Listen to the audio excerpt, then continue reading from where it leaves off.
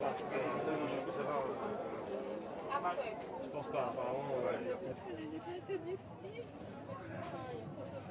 Ça va s'organiser, ça va s'organiser. De l'aide seulement, de l'aide pour la sauver. Pour bien dire, pour les sauver, parce qu'ils souffrent beaucoup.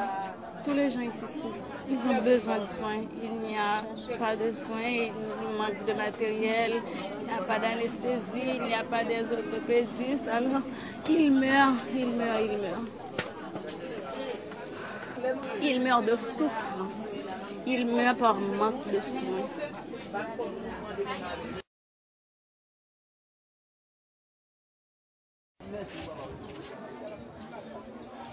Excusez-moi.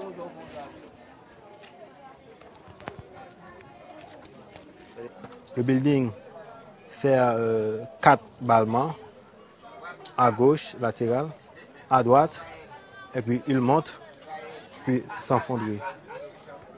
J'ai été coincé, j'ai fait beaucoup d'efforts, crasé de bouts de blocs, de poutres. J'ai fait inettant, beaucoup de stratégies inettant. Mais avant lorsque le se passe, donc nous, les élèves qui ont les vivants, on commence à pleurer. Ma jambe ont été cassées.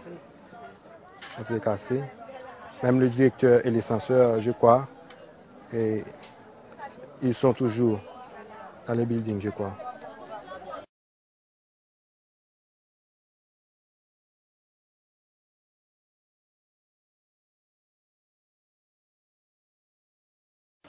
Dominique, à l'écoute. Les problèmes qui ont été posés hier et puis ceux qu'on a aujourd'hui. Retard en cours, solution bladder demain. Il n'est pas à côté de moi, mais il n'est pas très loin. La réflexion du Les gens qui le cherchent, du coup, l'équipe. On a jusqu'à là 2 structures avec 2 blocs opératoires chacun qui sont en train de rouler 24 heures sur 24. On est en train de voir s'il y a d'autres structures fonctionnelles avec des blocs opératoires qu'on peut utiliser encore pour grandir notre capacité de réponse jusqu'à là, mais la liste d'attente est énorme. Alors, la plupart des gens qu'on a ici sont des gens qui présentent des fractures graves, fractures qui nécessitent des interventions chirurgicales immédiates, mais ce n'est pas seulement ça. Après, il y a tous les problèmes médicaux courants qu'on peut trouver dans n'importe quel pays, comme les accouchements, par exemple. Ça ne suffit pas du tout. On a fort besoin de trouver d'autres structures médicales. On doit grandir notre opération, on doit essayer de trouver d'autres moyens et on doit continuer à insister pour arriver à les opérer le plus vite possible.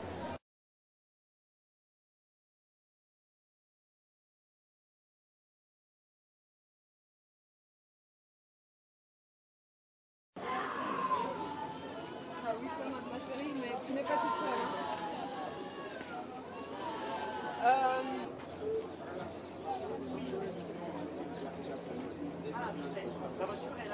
Donc j'étais obligé de gérer les malades, tout ce qui est médical. J'étais obligé de faire de la chirurgie la nuit pour gérer des urgences de sauvetage de vie.